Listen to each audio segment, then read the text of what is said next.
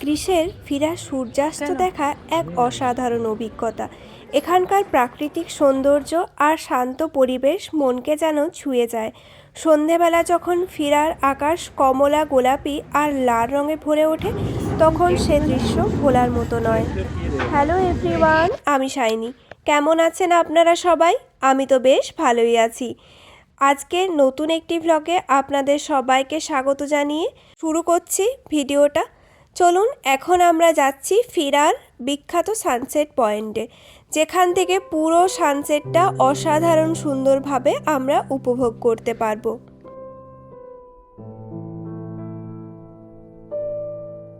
চলুন, এখানকার বিভিন্ন ক্যাফে বারগুলোতে মাঝে মধ্যেই ফুটবল বা বিভিন্ন টাইপের স্পোর্টস চলে, এরম দেখতে পাবেন, বা গানও বাজে।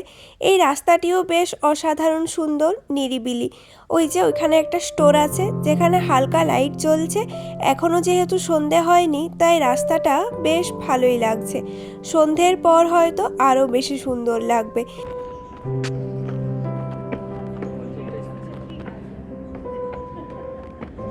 ওই যে দূরে কি সুন্দর ফুল দিয়ে সাজিয়ে একটা বসার মতো জায়গা করা আছে, যেখানে গিয়ে তো কয়েকটা ফটো তুলতেই হবে, না হলে যেন কত বড় একটা কিছু মিস হয়ে যাবে মনে হচ্ছে। আজকে তো আমি আবার ফুল হোয়াইট পরে চলে এসেছি, তাই জানি না কতটা ভালো আসবে এখানে ফটোটা, তবে তুলবো তো নিশ্চয়ই।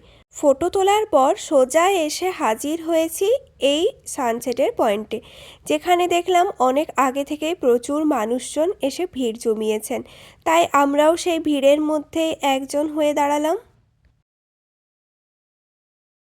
আমরা দিনের বেলায় ফিরার এই মনোরম রাস্তাগুলো ঘুরে বেরিয়েছিলাম।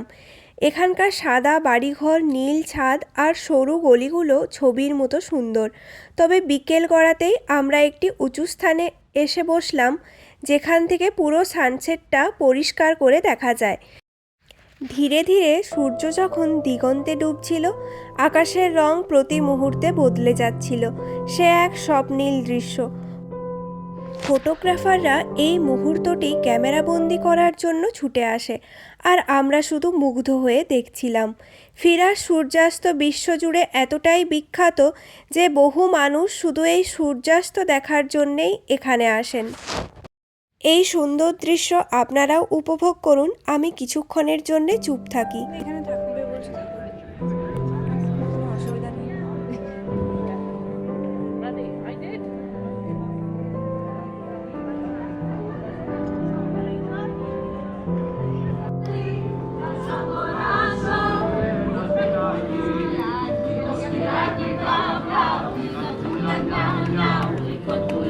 গ্রীষ্মের বিয়ে বাড়িতে নিমন্ত্রণ করেন বুঝি এইভাবেই। এনারা এখানে বিয়ে বাড়িতে নেমন্তন্ন করার জন্যেই বেরিয়েছিলেন। বেশ অন্যরকম, তাই না? এখানে দেখলাম একটা টেলিস্কোপ রাখা আছে, যেখান থেকে হয়তো এই সুন্দর প্রাকৃতিক দৃশ্যটাকে আরও অনেক বেশি কাছ থেকে দেখা যাবে।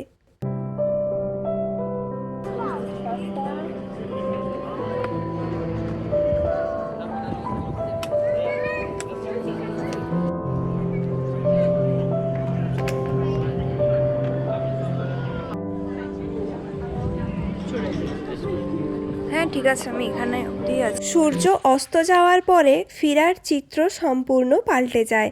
চারিদিকে জ্বলে ওঠে রঙিন আলো, আর শহরটা যেন এক নতুন জীবন পায়। রেস্তোরাঁ ও ক্যাফেগুলোতে অতিথিদের ভিড়ে সরগরম হয়ে ওঠে।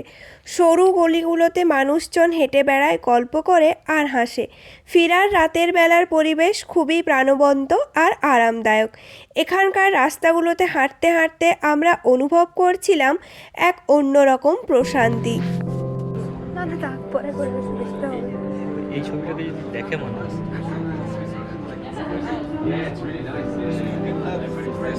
সানসেট বেশ খানিকক্ষণ আগে হয়ে গেল, এখনও কিন্তু আকাশের রং ঘন লাল। সেখানে চলছে এখনও রঙের খেলা। এখনও সূর্য পুরোপুরি অস্ত যায়নি, দিগন্তে ঢলে পড়েছে।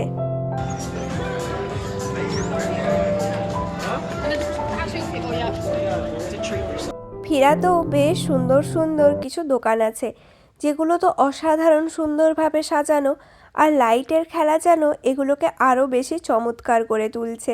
আর এখানকার বিভিন্ন টাইপের বার রেস্টুরেন্টগুলোতে যে কি অসাধারণ সুন্দর ডেকোরেশন থাকে তা দেখেই আপনার মন মুগ্ধ হয়ে যাবে। এগুলোর প্রাইস কিন্তু খুব একটা বেশি না, মোটামুটি ঠিকঠাক। তবে এখানকার এই সব যে দোকানগুলো আছে এগুলো সবই আপনি যখন তখন ভিজিট করতে পারেন। 15 মিনিট আগে ক্যান্সেল করলাম, তবু ঠিক আছে, আমাদের 15 মিনিট মানে ওদেরকে ওয়েট করতে হবে না যে আমরা আসবো।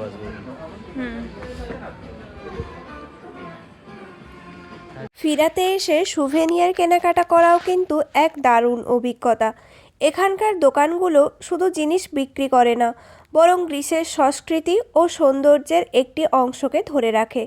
ফিরার সরু পথ ধরে হাঁটতে হাঁটতে আপনি নানা ধরনের সুভেনিয়ার দোকান দেখতে পাবেন, যেখানে আমাদের মতো পর্যটকদের জন্যে মন কাড়া সব জিনিসপত্র রাখা থাকে, দেখেই আর চোখ ফেরাতে পারবেন না।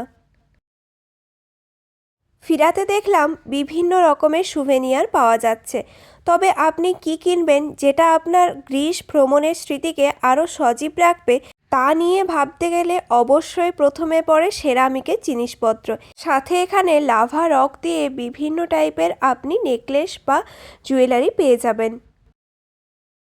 দিনের বেলায় তো হালকা হালকা গরম ছিল, তবে যেই সন্ধে নেমেছে এখানকার বাতাস বেশ আরামদায়ক হয়ে গিয়েছে, যে এর মধ্যে আরও বেশ কিছুটা সময় এখানে সুন্দরভাবে হেঁটে বেড়ানো যায়।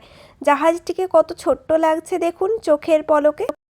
ফিরার সমস্ত বাড়িতে লাইট চলে গিয়েছে, আর সব বিলাসবহুল হোটেল বা রেস্টুরেন্টগুলোতেও সব জ্যাকুজিতে নীল লাইট জ্বলছে। সেগুলো যেন এখানকার রূপকে আরও বেশি সুন্দর করে তুলেছে। চলুন, রাত হয়েছে, এখন সামনের দিকে এগোতে থাকি। আর চোখে যদি কখনো কোনো রেস্টুরেন্ট পড়ে তাহলে সেখান থেকে খাওয়া দাওয়া করে নেওয়ারও ইচ্ছে আছে। কালকে সকালে আবার এথেন্সে যাওয়ার আছে, যার জন্যে আজকে খুব তাড়াতাড়ি খাওয়া দাওয়া করে ঘুমিয়ে পড়তে হবে। কালকে সকাল 6:30টার মধ্যে আমাদেরকে রুম থেকে বেরিয়ে যেতে হবে। মোটামুটি 6:30টার সময় বাস আছে, তাই আর ফ্লাইট আছে 8টাতে।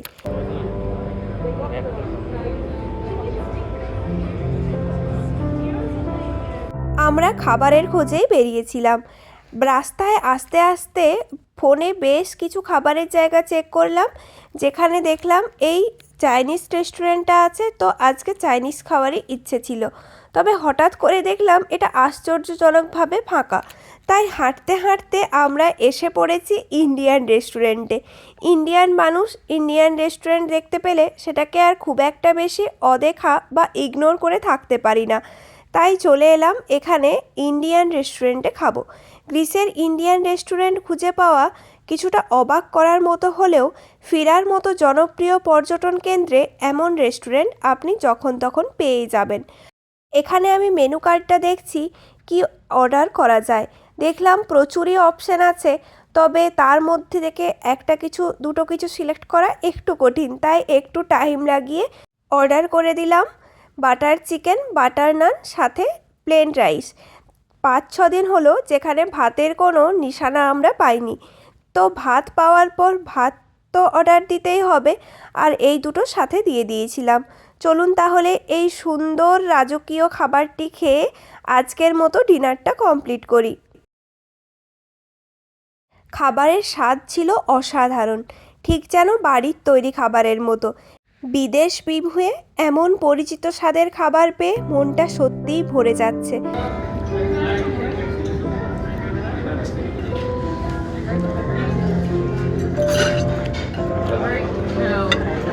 খাওয়া হয়ে গিয়েছে, আর পুরো খাবারটা বিল ছিল 30 ইউরো মতো, মানে ভারতীয় টাকায় 2700 টাকা।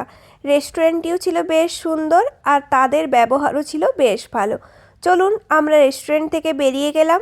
এরপর এই রাস্তা ধরে আরও খানিকটা পথ হাঁটার পরে আমরা পৌঁছাবো আমাদের আজকের বাসস্থান, আজকের হোটেলে। মোটামুটি জায়গাটা বেশ সুন্দর। রাত হয়ে গেলেও কোনো ভয় নেই, কারণ এগুলো যেহেতু পার্টিপ্রবণ এলাকা, যার জন্য সব সময় আপনি জমজমাট পেয়ে যাবেন। ট্যুরিস্ট স্পট তো, তাই প্রত্যেকটি জায়গাকেই এনারা অসাধারণ সুন্দরভাবে সাজিয়ে রাখেন। যেদিকে তাকাবেন সেদিকটাই মনে হবে এত সুন্দর, এর থেকে সুন্দর হয়তো আর কিছুই হবে না। তবে প্রত্যেকটি জায়গায় খুব সুন্দর, আর এগুলো সব হোটেল রেস্টুরেন্ট, তাই এনারা নিজেদের মতো করে প্রত্যেকটি জায়গাকে সাজিয়ে গুছিয়ে রেখেছেন। আর ইউরোপে আসার পর একটা জিনিস বুঝেছি যে এনারা খুবই শৌখিন এবং পরিষ্কার পরিচ্ছন্ন। রাস্তাঘাটও অসাধারণ সুন্দর ক্লিন থাকে। রুমে চলে এসেছি, এরপর তাহলে ঘুমিয়ে পড়ি। আর বেশি রাত এইরকমভাবে জেগে থাকতে পারছি না। চলুন তাহলে ভিডিওটি এখানেই শেষ করলাম। যদি আমার ভিডিও আপনাদের ভালো লাগে তাহলে অবশ্যই লাইক, কমেন্ট, শেয়ার করবেন। দেখা হবে পরের নতুন একটি ভিডিওতে। Thanks for watching my video.